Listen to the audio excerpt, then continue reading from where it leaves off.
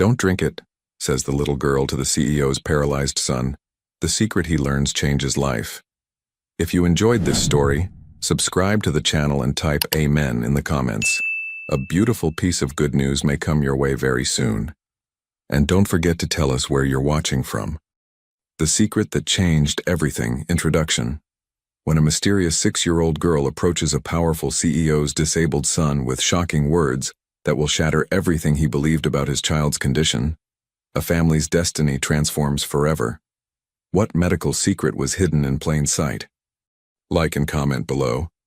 This story will leave you speechless. 01. The autumn wind carried the scent of fallen leaves through the hospital parking garage as 6-year-old Madison Chen clutched her mother's hand tighter. The fluorescent lights hummed overhead, casting harsh shadows between the concrete pillars that stretched endlessly through the underground structure. Nurse Sarah Chen was finishing another grueling 12-hour shift at Seattle Children's Hospital, her navy blue scrub still bearing the weight of countless lives she'd touched that day. Madison could see the exhaustion etched into every line of her mother's face, the way her shoulders sagged slightly, how her usually bright eyes had dulled to a tired gray, and the slow, careful way she moved as if each step required conscious effort. At 6 years old, Madison was unusually perceptive about such things, a trait that came from spending countless hours observing the adult world around her. "Mama, can we get ice cream?" Madison asked, her bright blue eyes sparkling with hope despite the exhaustion she could see etched across her mother's face. Her small voice echoed slightly in the cavernous parking structure, competing with the distant sound of car engines and elevator doors. Sarah looked down at her daughter and felt her heart clench with guilt. Madison had been so patient today, sitting quietly in the family waiting room while Sarah handled one crisis after another. A 3-year-old with pneumonia, twins recovering from surgery, and an emergency that had required all hands on deck for nearly 2 hours. "Maybe tomorrow, sweetheart," Sarah whispered, her voice hoarse from hours of comforting patients and their families. "We need to get home and rest. You have school tomorrow and Mama has another early shift." Madison nodded solemnly, understanding in the way that children of single parents learn to understand early. She knew her mother worked long hours to pay for their small apartment, her school supplies, and the little extras that made their life together special. She'd never complained about the afternoons spent in hospital waiting rooms or the evenings when her mother fell asleep on the couch still wearing her work clothes. As they walked toward their modest sedan, a 10-year-old Honda Civic that Sarah kept meticulously maintained despite its age, Madison's attention was drawn to a sleek black Mercedes parked near the elevator.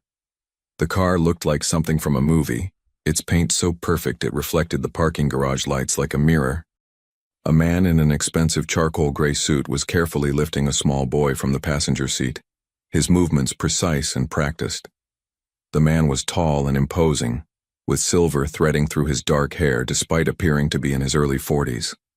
His suit looked like it cost more than Sarah made in a month, and his leather shoes clicked authoritatively against the concrete floor. Madison watched, fascinated, as the man positioned a pair of child-sized crutches under the boy's arms with the kind of careful precision that spoke of years of practice. The crutches were clearly expensive, lightweight aluminum with padded grips and adjustable height settings, but they seemed enormous compared to the small child using them.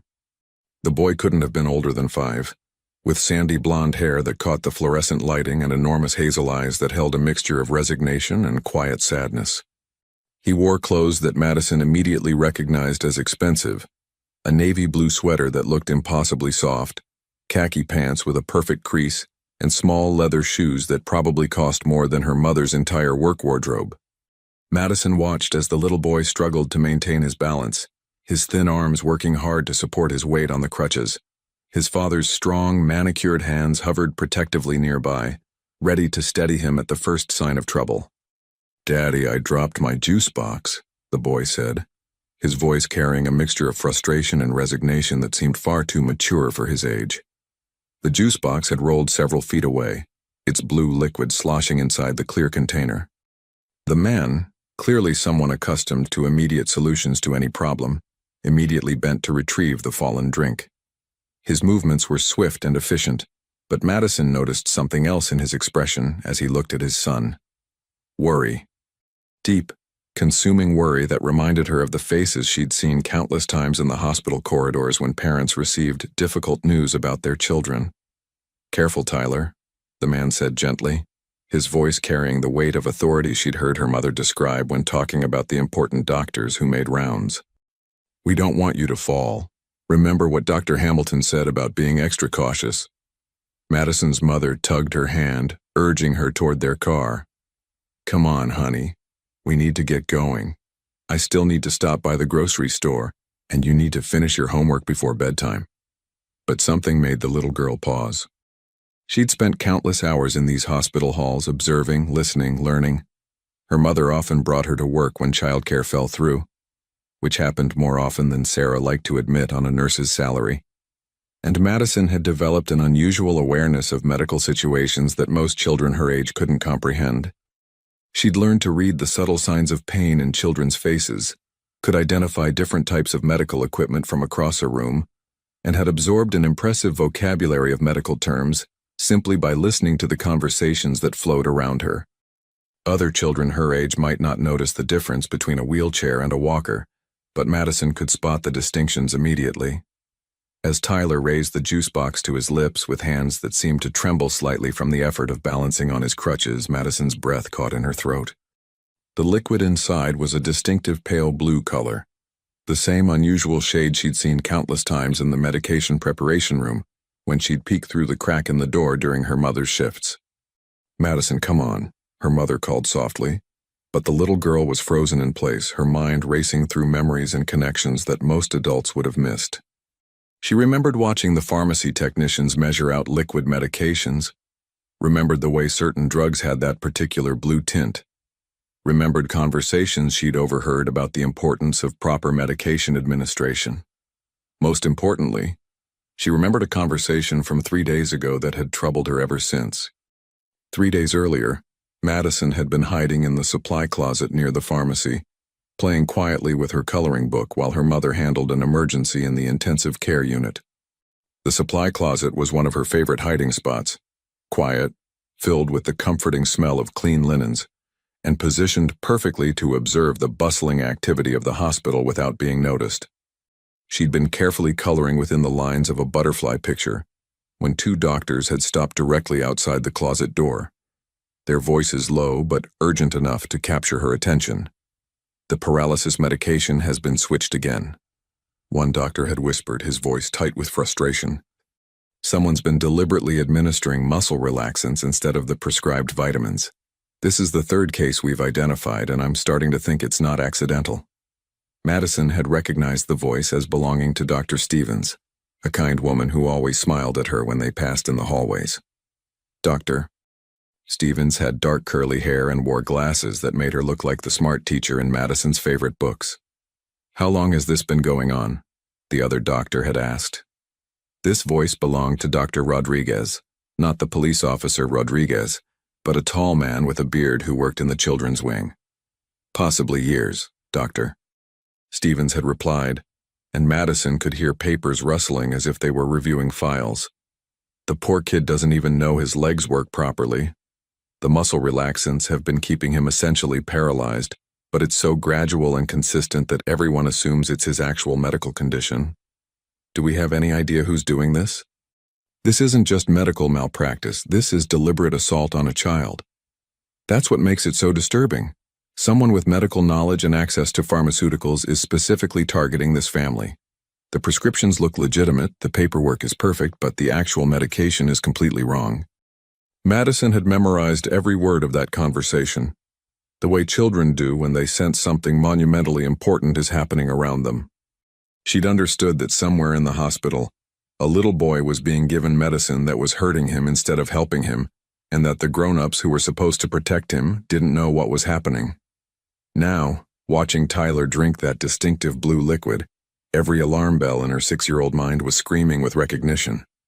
Without thinking, Madison broke free from her mother's grasp and ran toward the Mercedes, her small sneakers slapping against the concrete floor of the parking garage.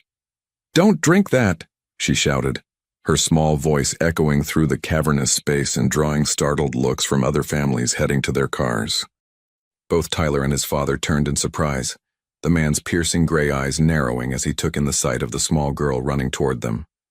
Behind her, Sarah was following quickly, her face flushed with embarrassment and concern. "I'm so sorry," Sarah began, reaching for Madison's hand, but her daughter pulled away with a determination that surprised everyone present. "Don't drink that medicine," Madison repeated, looking directly at Tyler with the intensity that only children possess when they know something is desperately wrong. Her voice was clear and urgent, cutting through the ambient noise of the parking garage. "I'm going to call 911. Your life is about to change." The man, Marcus Blackwell, CEO of Blackwell Industries and one of Seattle's most powerful business leaders, stared down at the child in complete bewilderment. In his 42 years of life, he'd navigated corporate mergers worth billions of dollars, hostile takeovers that made front-page news, and board meetings that determined the fate of thousands of employees. He'd faced down corporate raiders, government regulators, and investigative journalists without flinching. But he'd never encountered anything quite like this moment. A 6-year-old girl with dirt on her sneakers and a Disney princess backpack telling him his son's life was about to change. "Excuse me?" Marcus said, his voice carrying the edge of someone unused to being challenged, especially by a child. His tone was carefully controlled, but Madison could see the confusion and irritation flickering across his features. Madison pulled out a small flip phone her mother had given her for emergencies, an old device that Sarah had programmed with important numbers and taught Madison to use only in serious situations. Her tiny fingers dialed 911 with a determination that sent chills down Sarah's spine. "Hello?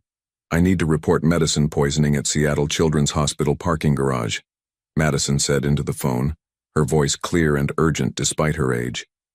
"A little boy is drinking bad medicine that's making him unable to walk, and I think someone's been lying to his daddy about what's wrong with him." Marcus felt the world tilt on its axis. The parking garage seemed to spin slightly around him as he processed what this child was saying. Tyler, still clutching his juice box with both hands, looked between his father and the strange little girl with confusion clouding his young features. "Daddy, what's she talking about?" Tyler asked, his voice small and uncertain. The question carried the weight of a child who had learned to accept his limitations without question, who had never known a world where he could run and play like other children. Before Marcus could respond, before his mind could even begin to formulate a response to such an incomprehensible situation, Sarah stepped forward. Her nurse's training was kicking in, overriding her embarrassment about her daughter's behavior as she processed what Madison had just said. "Madison, what exactly did you see?" Sarah asked, crouching down to meet her daughter's eyes. Her voice carried the professional calm she used with frightened patience, but Madison could see the concern building in her mother's expression. "The blue medicine," Madison whispered, pointing at Tyler's juice box with a small finger that trembled slightly with excitement and fear. "I heard Dr. Stevens and Dr. Rodriguez talking about someone giving a little boy the wrong medicine to make his legs not work right. They said he could walk normal if he just stopped drinking the paralysis medicine." The color drained from Marcus's face as if someone had opened a valve and let all the blood flow out. For 3 years, ever since Tyler had been diagnosed with a rare muscular condition, he'd faithfully administered the prescribed liquid medication twice daily, morning and evening, like clockwork. The routine had become as natural as breathing. Wake up, help Tyler get dressed, give him his medicine with breakfast, drive him to his special school, pick him up in the afternoon, give him his evening dose with dinner, help him with his physical therapy exercises, and put him to bed. Every single day for 3 years without fail. "That's impossible," Marcus said, but his voice lacked the conviction he was trying to project. "Dr. Hamilton is one of the most respected pediatric specialists in the country. He's been treating Tyler since he was 2 years old." "Sir, I'm a nurse here," Sarah said quietly, her professional demeanor taking over completely as she stood and faced Marcus directly. "If my daughter overheard what she's describing, we need to take this seriously. Medical fraud and medication tampering are extremely serious crimes." In the distance, sirens began to wail, growing louder as they approached the hospital complex. Tyler looked up at his father with eyes that seemed older than his 5 years. "Daddy, what if she's right?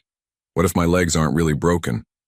The question hit Marcus like a physical blow to his chest, knocking the breath from his lungs and making his knees feel weak. For 3 years, he'd watched his son struggle with mobility, had spent countless hours researching treatments and experimental therapies, had donated millions of dollars to muscular dystrophy research hoping to find a cure. He'd rearranged his entire life around Tyler's condition, modified their home with ramps and special equipment, hired specialized caregivers, enrolled Tyler in schools equipped for children with mobility issues. The idea that it might all be unnecessary, that his son might have been deliberately kept disabled, was almost too devastating to contemplate. Madison looked between Tyler and his father, seeing the pain and confusion in both their faces. In her 6-year-old mind, the solution seemed obvious. "Tyler, can you try to wiggle your toes inside your shoes?" she asked gently. Tyler looked uncertain but curious. Slowly, carefully, he concentrated on his feet. To everyone's amazement, his toes moved visibly inside his small leather shoes. "They moved!" Tyler exclaimed, his voice filled with wonder. "Daddy, did you see? My toes moved!" Marcus knelt beside his son, his expensive suit forgotten as his knees hit the cold concrete. "Tyler, can you feel your legs right now?" "They feel tingly," Tyler said, his young face scrunched up in concentration. "Like when your foot falls asleep, but not as much." The sirens were getting closer now, and other families in the parking garage were beginning to stare at the unusual scene unfolding near the Mercedes. Officer Diana Rodriguez arrived at the scene within minutes, her police cruiser's lights casting blue and red shadows across the parking garage walls. The rotating emergency lights created an almost surreal atmosphere, making the expensive cars and concrete pillars look like something from a movie set. As a 12-year veteran of the Seattle Police Department, she'd responded to countless calls ranging from domestic disputes to armed robberies, but medical fraud involving a child wasn't something she encountered every day. Her experience had taught her to approach unusual situations with an open mind and careful attention to detail. "Who called 911? Officer Rodriguez asked, stepping out of her vehicle with the confident posture of someone accustomed to taking control of chaotic situations. She was a woman in her late 30s with short black hair and intelligent dark eyes that immediately assessed the scene before her. Madison raised her small hand, still gripping her flip phone like a lifeline. "I did. That little boy is being poisoned and nobody knows except the doctors who were talking in secret." Officer Rodriguez looked at the unusual group assembled near the black Mercedes. A well-dressed businessman, kneeling beside a small boy with crutches, a woman in nursing scrubs, and a determined-looking little girl, who had obviously been the source of the emergency call. Marcus Blackwell found himself in the surreal position of watching his perfectly ordered world unravel because of a 6-year-old girl's accusation. Everything logical in his mind screamed that this was impossible, yet something deep in his gut whispered that he should listen. His business instincts, honed by years of high-stakes negotiations, told him to take control of the situation immediately. But his father's heart was beginning to race with a possibility too terrifying and too hopeful to fully acknowledge. "Officer, this is clearly a misunderstanding," Marcus began, his CEO voice automatically asserting the kind of authority that usually ended conversations before they became problematic. "My son Tyler has a diagnosed medical condition that requires daily medication. We've been working with Dr. Charles Hamilton for 3 years. He's a respected specialist with an excellent reputation." Officer Rodriguez pulled out her notepad, but before she could speak, Sarah stepped forward with the confidence that came from years of advocating for patients and their families. "I work inside," Sarah said, gesturing toward the hospital entrance. "I'm a registered nurse in the pediatric wing, and I've been employed here for 8 years. If my daughter overheard physicians discussing medication tampering, we have a legal and ethical responsibility to investigate immediately." Tyler, still perched against his father's Mercedes, looked between the adults with growing confusion and curiosity. At 5 years old, he'd never known life without his crutches, never questioned why his legs felt heavy and unresponsive, never wondered what it might feel like to run or jump like the children he watched on television. But something in Madison's urgency, something in the way the adults were suddenly paying such serious attention to his medicine, sparked a curiosity he'd never felt before. "Daddy, what if she's right?" Tyler asked innocently, his young voice cutting through the tension like a knife. "What if my legs aren't really broken?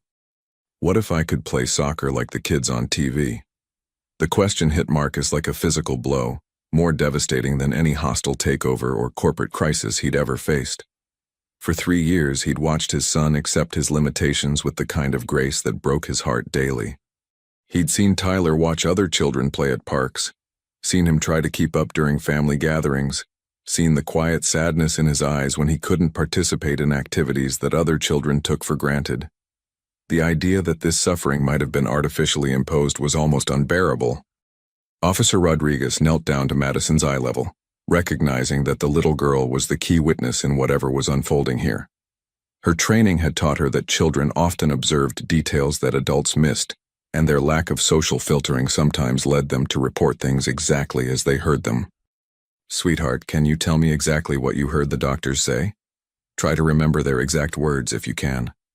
Madison took a deep breath, the way her mother had taught her when she needed to be very careful and precise with her words. She closed her eyes for a moment, accessing the detailed memory that children often possess for conversations that capture their attention. Dr. Stevens was talking to Dr. Rodriguez, not you, a different Rodriguez who works inside, about a little boy who was getting paralysis medicine instead of vitamins. She said someone was switching his medicine on purpose and he could walk normal if they could figure out who was doing it. She said it wasn't an accident, and that someone with medical knowledge was doing it deliberately. "When exactly did you hear this conversation?" Officer Rodriguez asked, making careful notes. 3 days ago on Monday. I was coloring in the supply room near the pharmacy, while Mama was helping with an emergency in the ICU. There was a code blue, and all the nurses had to help. Sarah's eyes widened as she processed the timeline and realized she could verify Madison's account. 3 days ago, she remembered clearly. There had been a cardiac emergency involving a 7-year-old patient that had required all available staff for nearly 2 hours. She'd left Madison in what she thought was a safe, quiet space with her coloring books and a snack, never imagining that her daughter might overhear such a serious conversation. Marcus pulled out his phone, his hands shaking slightly as the implications of what they were discussing began to sink in. "I'm calling Dr. Hamilton right now. This is ridiculous. There has to be a simple explanation." As Marcus dialed the number he'd called hundreds of times over the past 3 years, Tyler struggled to adjust his position against the car. For the first time in anyone's memory, he seemed to be moving his legs more freely, less dependent on his arms and crutches for support. Madison noticed the change immediately, her sharp eyes trained on Tyler with the intensity of a scientist observing an important experiment. "Look, Tyler, your legs moved differently that time." Everyone turned to watch as Tyler, seemingly unconsciously, repositioned both legs without the stiffness and resistance that had characterized his movements for 3 years. The change was subtle, but unmistakable to anyone who had been watching him carefully. "Tyler," Officer Rodriguez said carefully, "when did you last take your medication?" Tyler looked at his father, who was now speaking tersely into his phone, then back at the police officer. "This morning with breakfast, right, Daddy? But I dropped my afternoon one in the parking lot when we got here." Marcus ended his call abruptly, his face pale and his expression troubled. "Doctor, Hamilton's office says he's unavailable and won't be able to return my call until next week. That's never happened before. In 3 years of treatment, he's always been available within hours." Officer Rodriguez made another note. "Mr. Blackwell, I think we need to contact the hospital administration immediately. If there's been deliberate medication tampering, this is a serious criminal matter that requires immediate investigation." Tyler, sensing the gravity of the conversation despite not understanding all the medical terminology, reached out and touched Madison's hand with the kind of instinctive trust that children sometimes show toward other children. "Are you saying I might be able to walk without these?" he asked, gesturing to his crutches with a mixture of hope and fear in his voice. Madison's 6-year-old heart broke at the vulnerability in his question. She thought about all the children she'd seen in the hospital, who desperately wanted to get better, and how sometimes the grown-ups couldn't figure out how to help them because they didn't have all the right information. "I think maybe the medicine has been making your legs sleepy for a really long time," Madison said gently, choosing words that a 5-year-old could understand. "Like when you go to the dentist and they give you medicine so your mouth feels funny, and you can't move your tongue right." Except someone's been giving you the wrong kind that makes your legs feel that way. Marcus felt his knees weaken as the full implications hit him. 3 years of watching his son struggle. 3 years of accepting limitations that might have been artificially imposed. 3 years of trusting a medical professional who might have been deliberately harming his child. 3 years of modified bedrooms, special equipment, expensive schools, and careful planning around Tyler's mobility issues. 3 years of watching other families take simple things like playground visits and bike rides for granted, while his son watched from the sidelines.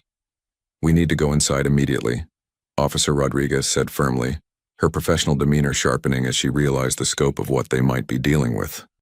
"We need to speak with hospital administration, pharmacy staff, and we need to get this medication tested by the lab right away." As they began moving toward the hospital entrance, Tyler using his crutches while Madison walked beside him like a protective guardian, Marcus called his executive assistant with hands that trembled slightly. "Cancel everything for the next week," he said into his phone, his voice carrying a tone his assistant had never heard before, vulnerable, uncertain, almost broken. "Cancel the board meeting, the merger discussions, everything. And call Jonathan Myers. Tell him I need my attorney here immediately. Tell him it's more urgent than anything we've ever dealt with." But as they approached the hospital doors, Marcus realized with growing dread that lawyers and money might not be enough to fix what had been done to his family. If Madison was right, if his son had been deliberately kept disabled for 3 years, the betrayal went deeper than any business deal gone wrong or corporate crisis he'd ever faced.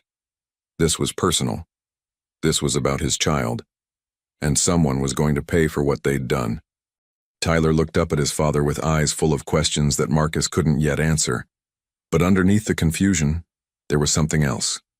A spark of hope that hadn't been there an hour ago. "Daddy, if the medicine was wrong, does that mean I could learn to ride a bike? Could I run around the playground with other kids?" Marcus had to stop walking for a moment, overwhelmed by the simple hope in his son's voice and the crushing weight of what they might be about to discover. Behind them, Madison's small hand slipped into Tyler's free hand, and together they walked toward answers that would change everything. Hospital Administrator Helen Morrison had seen her share of crises during her 15 years at Seattle Children's Hospital, but the emergency meeting called at 8 p.m. on a Thursday evening promised to be unlike anything in her experience. She'd dealt with malpractice suits, accreditation reviews, and even a scandal involving financial irregularities, but never an allegation of deliberate medication tampering against a child. The conference room felt smaller than usual with so many people crowded inside. Conference room B was typically used for routine staff meetings, but tonight it had been transformed into the center of what could become a major criminal investigation. Marcus Blackwell sat rigidly in his chair, every line of his expensive suit perfect, despite the emotional turmoil of the past hour. Tyler sat beside him, his crutches leaning against the table, while Madison swung her legs from her seat next to her mother. Officer Rodriguez had her notepad ready, and Dr. Patricia Stevens, the same physician Madison had overheard 3 days earlier, looked pale and shaken as she reviewed Tyler's medical file with trembling hands. Dr. Stevens was a woman in her early 40s with dark curly hair and wire-rimmed glasses.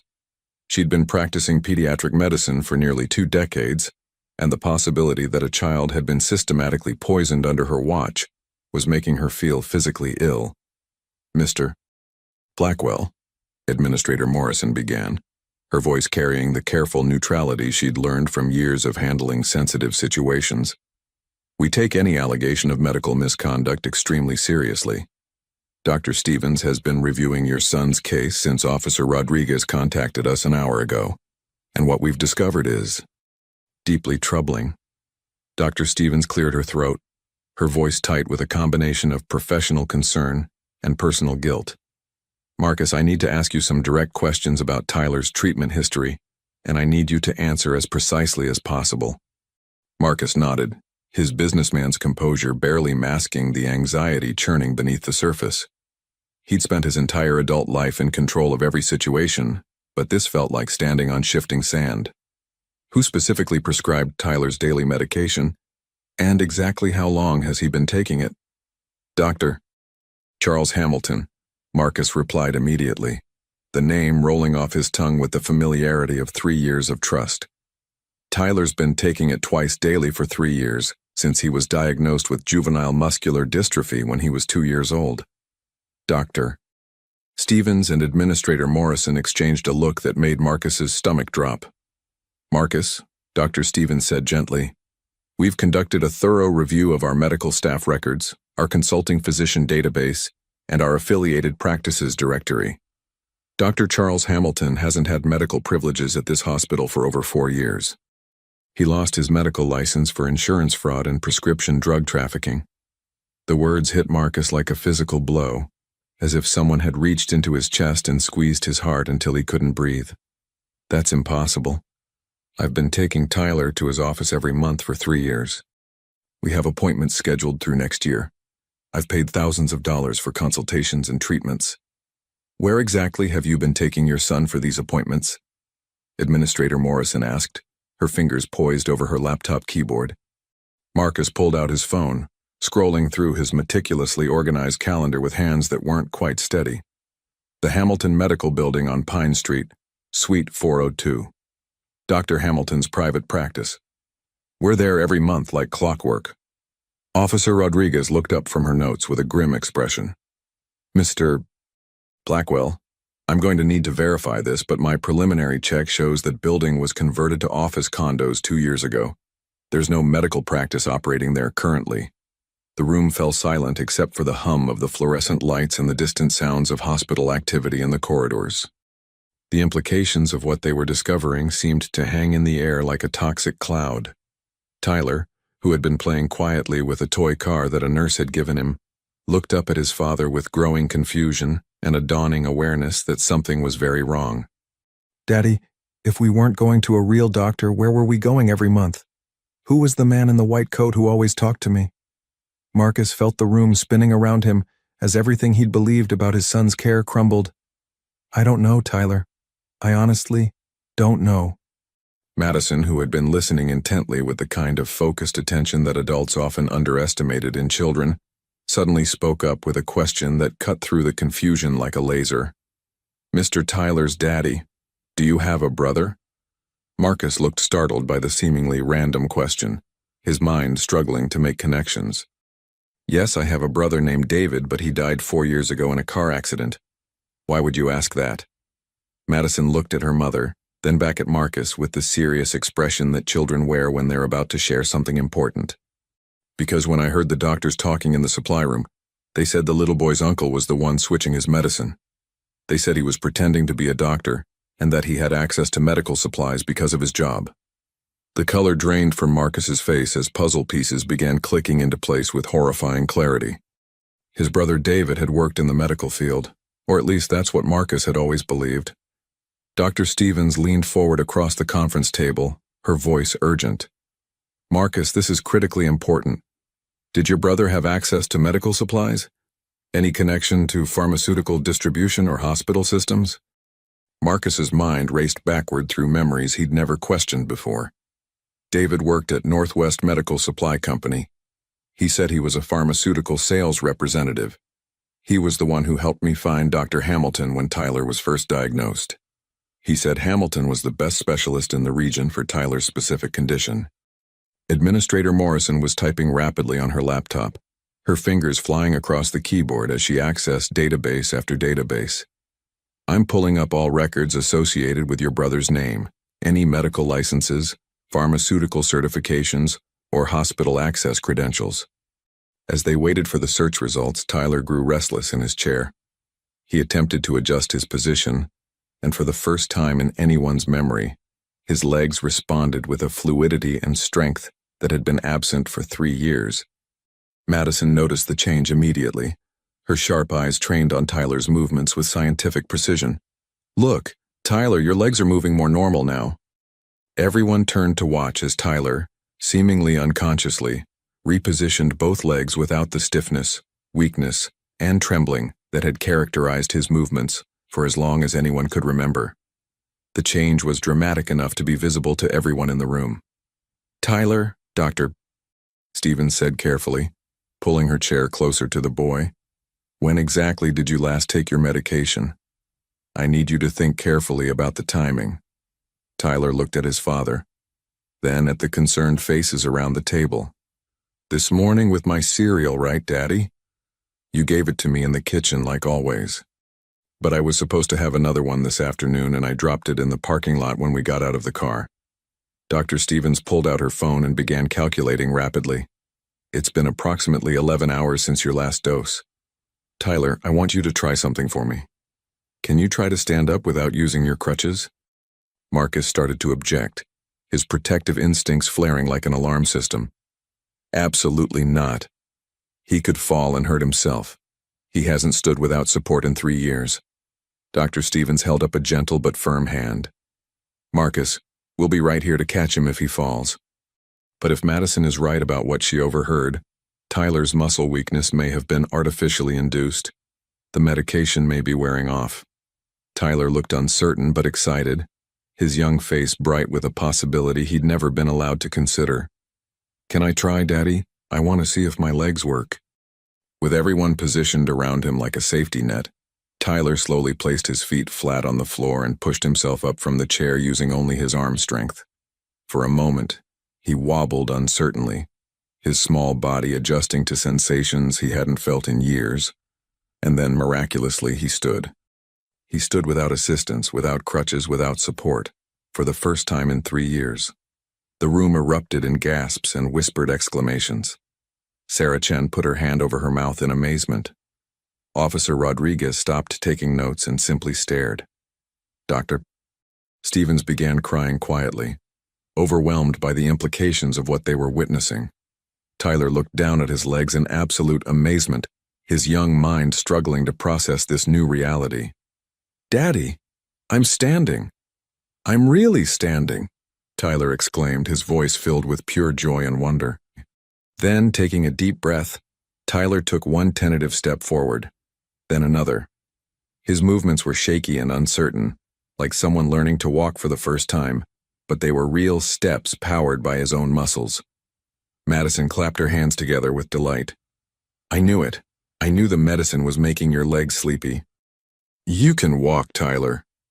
Marcus Blackwell, CEO of a billion-dollar company, a man who'd never shown weakness in a boardroom or corporate negotiation, broke down completely. Tears streamed down his face as he watched his son take his first unassisted steps in years. But even as joy and relief filled the room, Officer Rodriguez was making rapid notes and Administrator Morrison was pulling up more information on her laptop. Dr. Stevens, if Tyler's uncle was impersonating a doctor and deliberately administering the wrong medication for 3 years, we're looking at multiple felony charges including aggravated assault, child endangerment, medical fraud, and criminal impersonation of a healthcare provider, Officer Rodriguez said grimly. But David is dead, Marcus insisted, his voice breaking with emotion. He died in a car accident 4 years ago. I went to his funeral. I helped plan his memorial service. Administrator Morrison looked up from her laptop, her expression grim and confused. Mr. Blackwell, this is very strange. I'm not finding any death certificate for a David Blackwell in Washington state records from 4 years ago.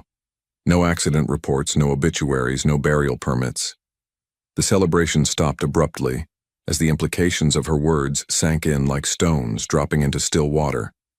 Madison, with the clarity that children sometimes possess in complex situations when adults become overwhelmed by emotion, asked the question everyone was thinking but afraid to voice. Mr. Tyler's daddy, what if your brother isn't really dead? What if he just wanted everyone to think he was dead, so he could keep giving Tyler the wrong medicine without anyone looking for him?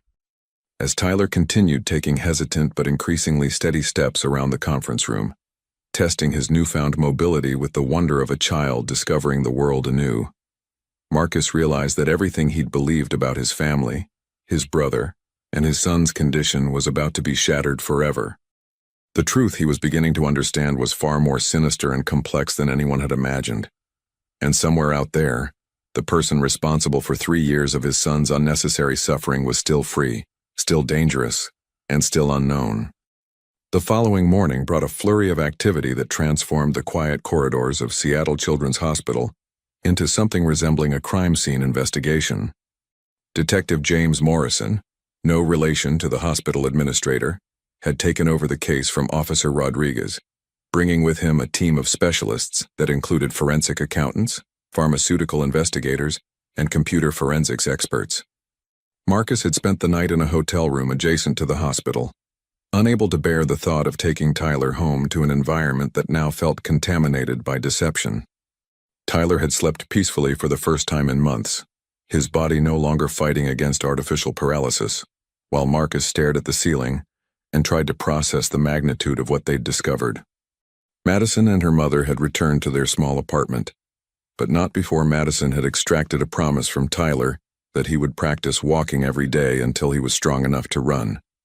The bond between the two children had formed with the intensity that only shared crisis could create.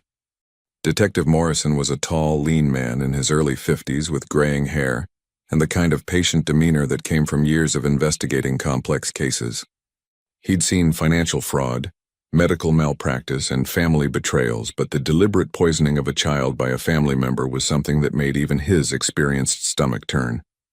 "Mr. Blackwell," Detective Morrison began as they sat in the same conference room where Tyler had taken his first steps the night before.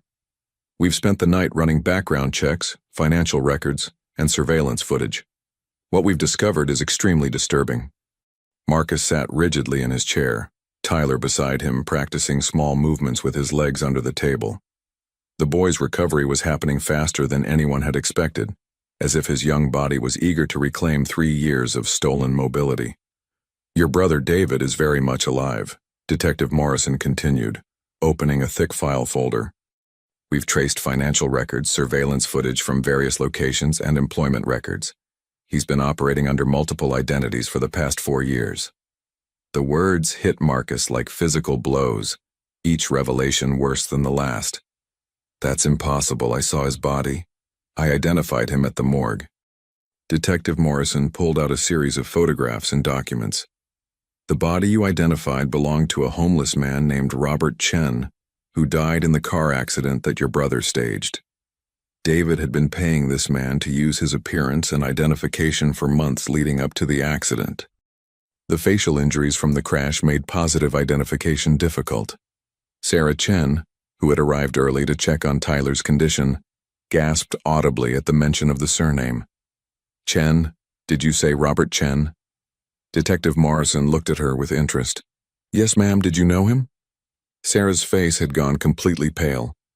"Robert Chen was my husband, Madison's father. He disappeared 4 years ago and we never found his body. I thought he'd just left us." The room fell silent as everyone processed this new connection. Madison, who had been coloring quietly at the table, looked up at her mother with wide eyes. "Mama, are you saying my daddy didn't leave us? Someone hurt him?" The pieces of the puzzle were clicking together in ways that made everyone in the room feel sick. Detective Morrison looked between Sarah and Marcus with growing understanding.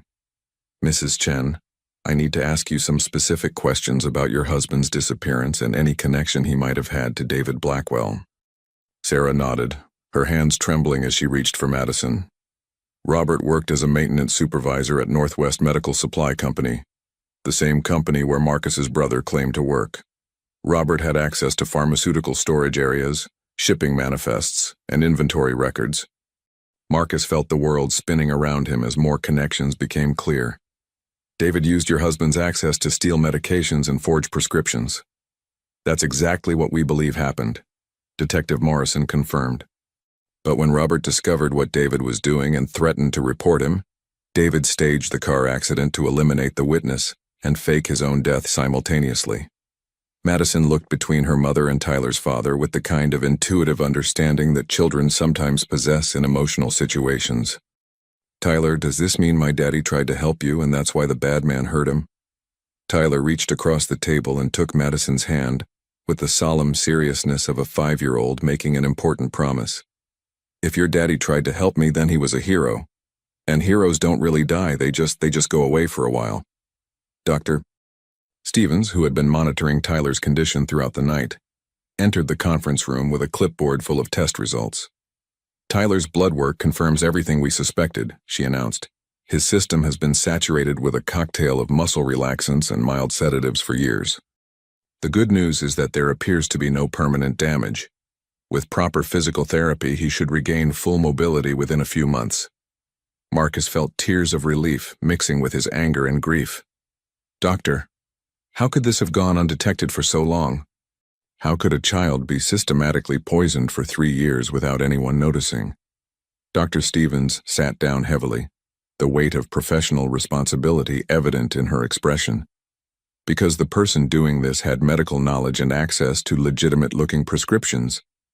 The doses were carefully calibrated to mimic the symptoms of a real muscular condition. It was diabolical in its sophistication. Detective Morrison pulled out another set of documents. We've also discovered that David has been monitoring your family extensively. He's been living in a rented house less than 5 miles from your home, and he's been documenting Tyler's condition with photographs and video recordings. Why? Marcus asked, his voice breaking with emotion. Why would my own brother do this to my son? What could he possibly gain from keeping Tyler disabled? The detective's expression grew even more grim. Mr. Blackwell, we believe your brother was building a case for legal guardianship. If Tyler's condition had continued to deteriorate, and if something had happened to you, David could have petitioned for custody as the boy's closest relative. As Tyler's guardian, he would have had access to your son's substantial inheritance. Marcus felt his world collapse completely. His brother hadn't just been poisoning Tyler out of some twisted psychological motivation. He'd been systematically destroying a child's life for money. How much money are we talking about? Sarah asked quietly. Tyler is the primary beneficiary of a trust fund worth approximately $50 million, Marcus replied, his voice hollow.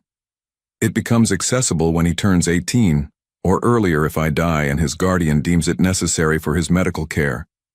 Madison had been listening to this conversation with the kind of intense focus that children bring to situations they sense are monumentally important.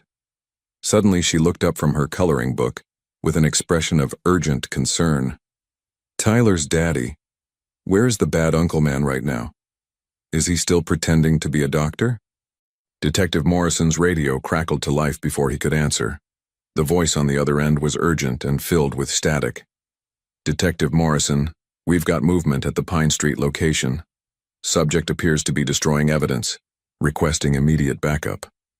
Marcus bolted upright in his chair. That's the medical building. David is there right now? Everyone stay here, Detective Morrison ordered as he headed for the door. Mr. Blackwell, I need you to remain with your son. This situation could become dangerous. But as the detective rushed out, Tyler looked at his father with determination that was startling in a 5-year-old. Daddy, I want to see the bad man who hurt me. I want to look at him with my walking legs and tell him he didn't win. Marcus knelt beside his son, overwhelmed by the courage he saw in Tyler's young face. Tyler, that man is dangerous. He hurt you for 3 years. We need to let the police handle this. But Daddy, Tyler said, taking a few experimental steps around the conference room. I'm not scared anymore. He can't make my legs not work now that we know the truth. Madison stood up from her coloring and walked over to Tyler.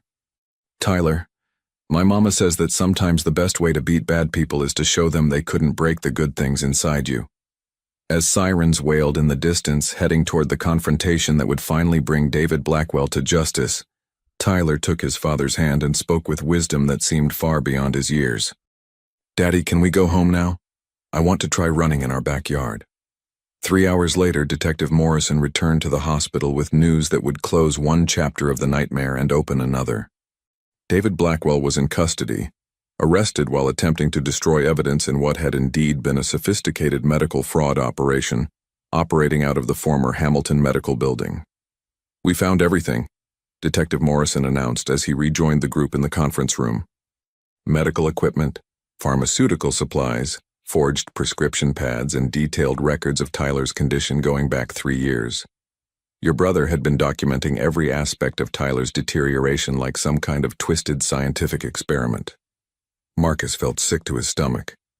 What kind of records? Photographs, video recordings, medical charts tracking the effects of different drug combinations.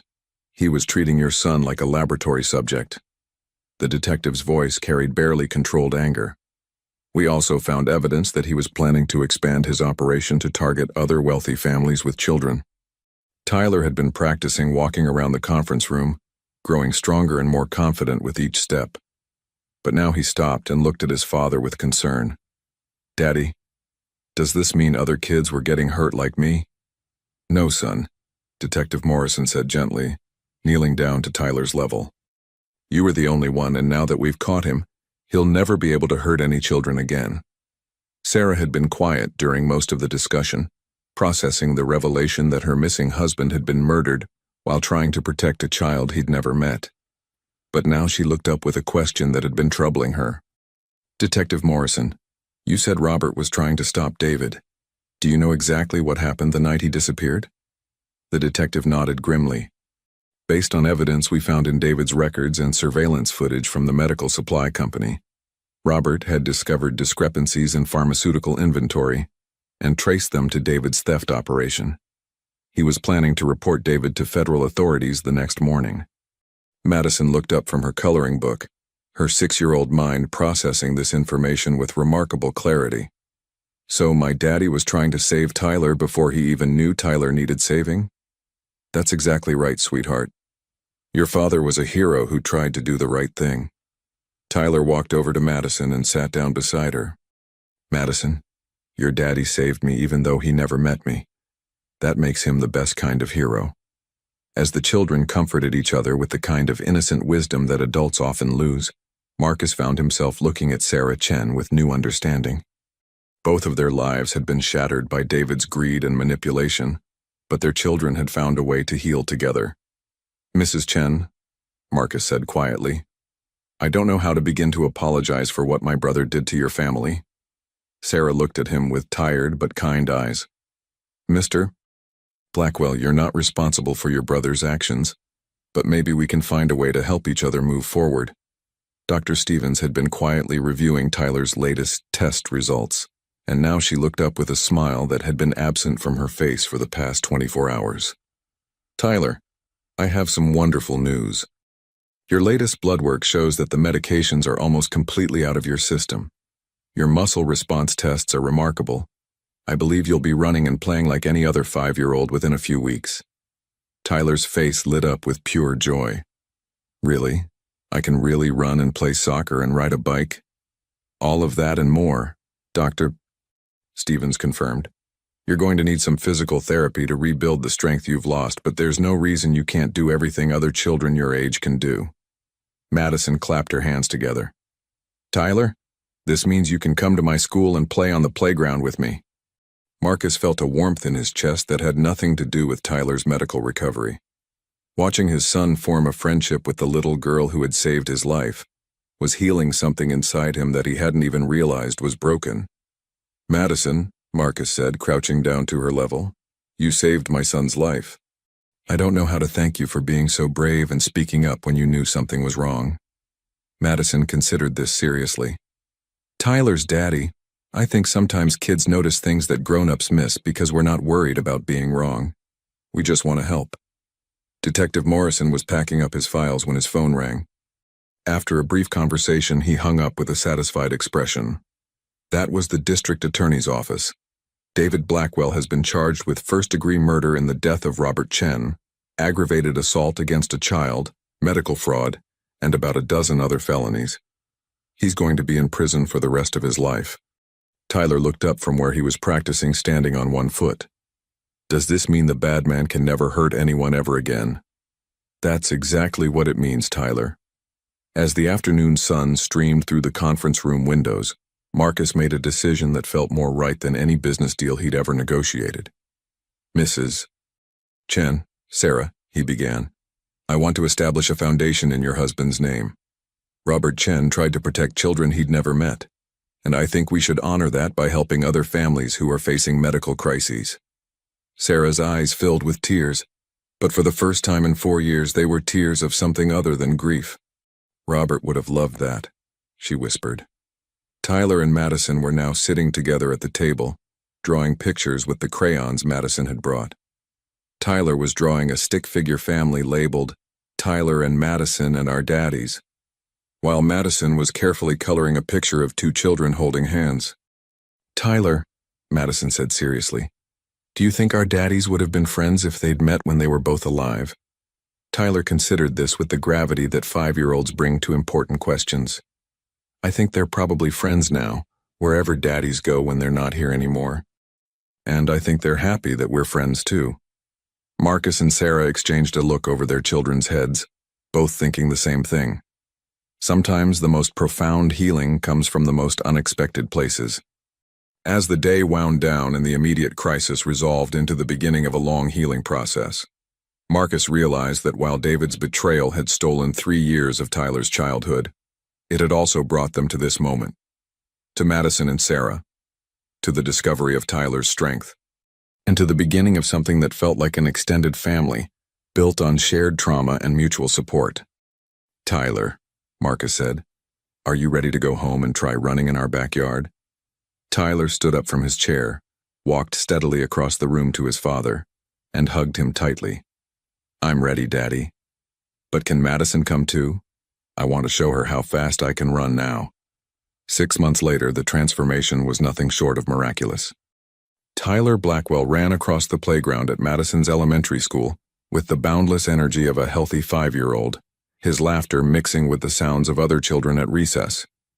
The crutches that had defined his early years were now a distant memory, replaced by scraped knees, grass stains, and the kind of joyful exhaustion that comes from a day spent playing outside. Marcus stood at the edge of the playground, watching his son climb monkey bars with the same intensity he'd once brought to board meetings. Beside him, Sarah Chen smiled as she watched Madison push Tyler on the swings, both children shrieking with delight as Tyler pumped his legs to go higher. The spring air carried the scent of blooming cherry blossoms, and the afternoon sunlight painted everything in golden hues that made the playground feel like a scene from a fairy tale. Hard to believe it's only been 6 months, Sarah said, adjusting her new hospital administrator badge. The Robert Chen Foundation had not only been established but had grown rapidly, providing support for families dealing with medical fraud and helping to train healthcare workers to recognize signs of medication tampering. What had started as a memorial had evolved into a nationwide network of advocates and medical professionals dedicated to protecting vulnerable children. Tyler's physical therapist says he's actually stronger than most children his age now, Marcus replied, his voice filled with a pride that went deeper than any corporate achievement he'd ever celebrated. All that effort he had to put into simple movements when he was fighting against the medication built up incredible core strength and determination. The foundation had become more than just a memorial to Robert Chen. It had become a beacon of hope for families facing similar crises. Marcus had stepped back from active management of Blackwell Industries to focus on the foundation's work, discovering that protecting children was far more fulfilling than any corporate acquisition had ever been. The boardroom victories that had once defined his success now seemed hollow, compared to the letters they received from families whose children had been saved by the Foundation's intervention protocols. Tyler came running over, breathless and beaming, his cheeks flushed with exertion and happiness. Daddy! Madison and I figured out how to go across the monkey bars together. We hold hands and swing at the same time. Want to see? I absolutely want to see, Marcus said, kneeling down to Tyler's level and marveling at how solid and strong his son felt when he hugged him. But first, do you remember what today is? Do you remember? Tyler's face grew serious, the playground sounds fading into background noise as he processed the weight of the day ahead. It's the day we go to see the bad Uncle Man in jail. Marcus nodded, studying his son's expression carefully. Over the past 6 months, Tyler had shown remarkable resilience in processing the trauma of his early years. But this would be the first time he'd faced David since learning the full truth about what had been done to him. That's right. Detective Morrison says you don't have to go if you don't want to. You're very brave, but no one expects you to face someone who hurt you. It's completely your choice, and there's no wrong decision. Tyler looked across the playground where Madison was waiting for him by the monkey bars, her long blonde hair catching the sunlight as she waved at him encouragingly. Over the past 6 months, the two children had become inseparable, their friendship forged in crisis and strengthened by shared understanding of loss, recovery, and the kind of deep bond that forms between people who have saved each other's lives. "I want to go," Tyler said firmly, his voice carrying a conviction that surprised even Marcus. Madison said that sometimes the best way to stop being scared of someone is to look at them when you're strong and tell them they didn't win. She said her daddy would want me to be brave, and I want to show Uncle David that I'm not the sick little boy he tried to keep me being. Madison had indeed said that, with the kind of wisdom that 6-year-olds sometimes possess about emotional healing. She had also insisted on accompanying Tyler to the prison visit, declaring that friends stick together when things are hard, and Tyler shouldn't have to face the mean man alone. The drive to the Washington State Penitentiary took them through the heart of Seattle, past the hospital where their lives had intersected, past the memorial garden where Robert Chen was honored, past the foundation offices where Sarah now worked as executive director. Tyler and Madison sat in the back seat, holding hands and playing quiet word games that helped keep their nervousness at bay. 3 hours later, they sat in the visitor's room at the Washington State Penitentiary, a sterile space with fluorescent lighting and the kind of institutional furniture that reminded everyone present that this was a place of punishment and confinement. David Blackwell looked older, thinner and smaller than Marcus remembered, as if the weight of his crimes had physically diminished him. The orange prison uniform was a far cry from the expensive suits and fake medical coats he'd worn during his years of deception. Tyler sat between Marcus and Madison, his small hands clasped in his lap but his back straight and his eyes clear.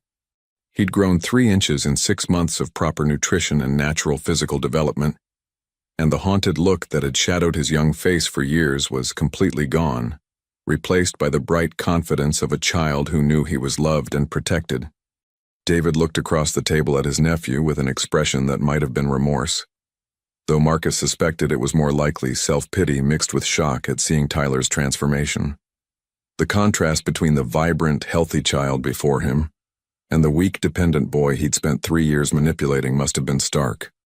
"Tyler," David said quietly, his voice hoarse from months of limited conversation, "I want you to know that I never meant for things to go as far as they did. I never wanted to hurt you permanently." Tyler looked at his uncle for a long moment, processing the words with the kind of careful consideration that adults often rush through. Madison squeezed his hand supportively, lending him strength for what they all knew would be a difficult conversation. "Uncle David," Tyler said, his voice clear and steady despite his age, "you made my legs not work for 3 years. You made me think I was broken when I wasn't. You hurt Madison's daddy because he tried to help me, and you made Madison not have a daddy anymore." David's face crumpled slightly as the full weight of his actions was laid out by a 5-year-old who had every right to hate him, but spoke with matter-of-fact clarity instead. "I'm sorry, Tyler, I'm so sorry. I know that doesn't fix anything, but I want you to know that I regret everything I did." Tyler stood up from his chair, an action that 6 months ago would have been impossible without assistance, and looked directly at his uncle with the kind of steady gaze that conveyed both forgiveness and strength. "I forgive you because Daddy says forgiving people helps us feel better inside, not them. But I want you to know that you didn't break me. You thought you could make me weak forever, but you were wrong. I can run now, and jump, and climb trees, and I'm going to learn to ride a bike next week. Madison is teaching me." Madison stood beside Tyler, her small hand slipping into his in a gesture of solidarity that had become natural between them over the months of shared healing. "And Tyler has a best friend now," Madison added, her 6-year-old voice carrying surprising authority. "My daddy would be proud that something good came from the bad thing you did. Tyler and I are going to help other kids who get hurt by mean grown-ups just like my daddy tried to help Tyler." David began to cry, the reality of his nephew's strength and resilience hitting him harder than any legal punishment could have. But Tyler had already turned away, his business with his uncle completed. The confrontation he'd needed to have was over, and he was ready to leave this place and this person behind forever. As they walked out of the prison, Tyler looked up at his father with the kind of relieved expression that comes after completing a difficult but necessary task. "Daddy, can we go home now? Can we go? Madison's mom is making spaghetti for dinner and she said I could help stir the sauce. And tomorrow is Saturday, so we can practice bike riding in the park all morning." Marcus smiled, his heart swelling with love and pride for his son's courage. Family dinners with Sarah and Madison had become a regular tradition. and weekends spent in parks and playgrounds had replaced the medical appointments and therapy sessions that had once defined their calendar. The four of them had created something that looked different from a traditional family, but felt more solid and loving than anything Marcus had ever experienced. "Of course we can go home," Marcus said, lifting Tyler onto his shoulders and feeling the solid weight of his healthy, strong son. "But first, Madison wanted to show you something special." Madison led them to a small memorial garden that had been planted behind the hospital with donations from the Robert Chen Foundation. The garden had grown over the months, with contributions from families whose children had been helped by the foundation's work. A simple stone bench sat surrounded by flowers, with a plaque that read, "In memory of Robert Chen, who protected children he never met, and taught us that heroes come in all forms." Additional smaller plaques had been added, honoring other healthcare workers and ordinary citizens who had spoken up to protect children in danger. The garden had become a place of pilgrimage for families dealing with medical trauma, a peaceful space where healing could begin. Tyler climbed down from his father's shoulders and approached the memorial with the kind of reverence that children show toward things they understand are important. He'd visited the garden many times over the past months, and each visit had helped him process the complex emotions surrounding his recovery and Madison's loss.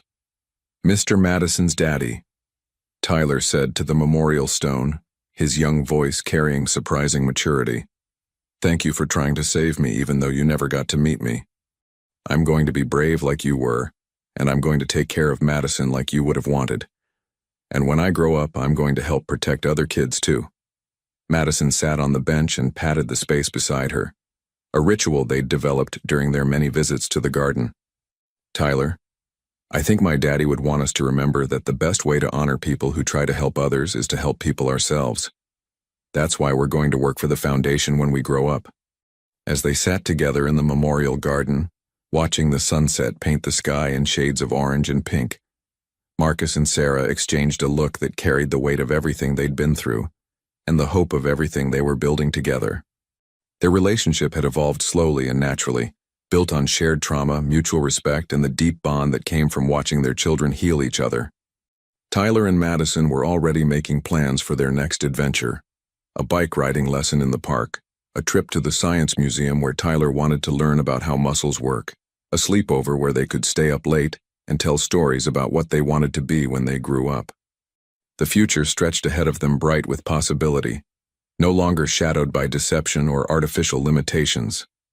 "Madison," Tyler said suddenly, "do you think when we're grown-ups, we'll still be best friends?" Madison considered this with the seriousness that 6-year-olds bring to questions about the future. "I think we'll always be family even when we're old like our parents, because we helped save each other and that makes us connected forever." Marcus realized that while David's betrayal had stolen 3 years of Tyler's childhood, it had also led them to this moment, to Madison and Sarah, to the foundation that was helping other families, to the discovery of Tyler's incredible resilience, and to a definition of family that was bigger and stronger than blood alone. The foundation had already helped identify and stop 2 other cases of medical fraud against children, and their training programs were being implemented in hospitals across the country.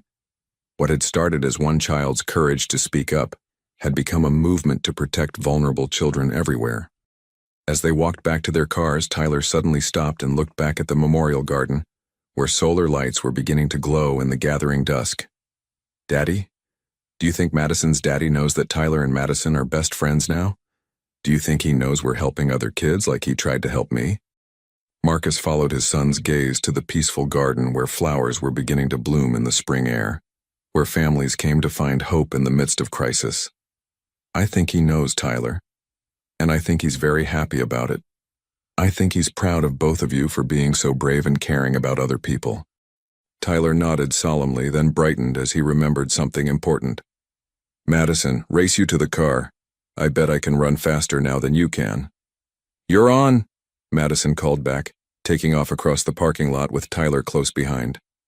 And with that, the 2 children took off running, their laughter echoing across the parking lot as they chased each other toward home, toward family, toward a future that was finally, truly, theirs to claim.